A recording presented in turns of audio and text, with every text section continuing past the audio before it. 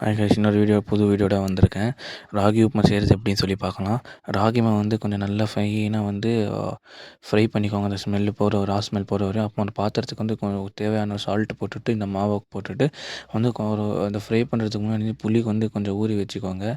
அந்த புளி ஊற வச்சுட்டு அந்த புளி தண்ணி வந்து இது கூட சேர்த்துக்கோங்க. புளி தண்ணி கொஞ்சம் போட்டுக்கோங்க. உங்களுக்கு கொஞ்சம் புளி உங்களுக்கு எவ்வளோ தேவைப்படுதோ அவ்வளோ போட்டுக்கோங்க. கொஞ்சம் புளி தண்ணியை போட்டு மிக்ஸ் பண்ணிக்கலாம். இந்த ரெண்டையும் நல்லா மிக்ஸ் பண்ணிவிட்டு மிக்ஸ் பண்ண வந்து அது கொஞ்சம் கொஞ்சமாக கட்டியாகும். அந்த டைமில் வந்து கொஞ்சம் கொஞ்சமாக தண்ணி சேர்த்துக்கோங்க. லைட்டாக அப்படியே தண்ணி சேர்த்துட்டு நல்லா மிக்ஸ் பண்ணிக்கோங்க. மாவு நல்லா மிக்ஸ் பண்ணிவிட்டு இது வந்து அந்த சப்பாத்தி மாவு பிசைகிற மாதிரி பிசையணும். அந்த ஸ்ட்ரக்சருக்கு வந்த உடனே கரெக்டாக மிக்ஸ் பண்ணிவிட்டு மிக்ஸ் பண்ணிக்கோங்க. கரெக்டாக மிக்ஸ் பண்ணிவிட்டு என்ன ஆகணும், இந்த மாதிரி வரும். இந்த மாதிரி வந்த அப்புறம் நல்லா மிக்ஸ் பண்ண இந்த டெக்ஸ்டருக்கு வரப்போ என்ன பண்ணுறீங்கன்னா, ஸ்டவ் மேலே வந்து கடாயை வச்சுட்டு எண்ணெய் போட்டுக்கோங்க. எண்ணெய் போட்டுட்டு எண்ணெய் வந்து நல்லா சூடாகட்டும். எண்ணெய் சூடான அப்புறம் இதுக்கு தேவையான தாளிப்பை போட்டுக்கலாம். கடுகு கொஞ்சம் போட்டுக்கோங்க. கடுகு, உளுத்தம் பருப்பு, கடலைப்பருப்பு போட்டுக்கோங்க. உளுத்தம் பருப்பு, கடலைப்பருப்பு நல்லா போட்டுட்டு நல்லா ஃப்ரை பண்ணுங்கள். அந்த இது போகிற வரையும் கொஞ்சம் நல்லா ஃப்ரை பண்ணிவிட்டு நல்லா வதங்கணும். இது வதங்கின அப்புறம் என்ன பண்ணுங்கன்னா, இதுக்கு வந்து என்னென்ன பொருட்கள் தேவைப்படும்னா, இந்த உப்புமா செய்கிறதுக்கு வந்து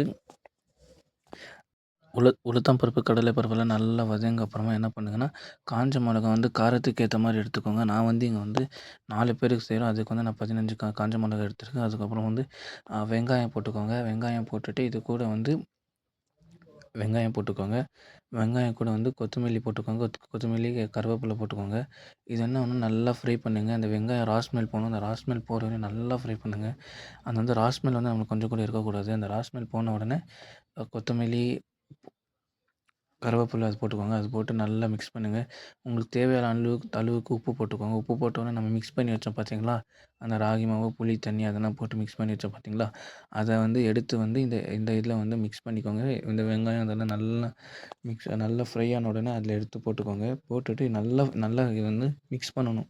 நல்லா மிக்ஸ் பண்ணணும். இது வந்து ஸ்மெல் போகிற வரையும் மிக்ஸ் பண்ணணும்.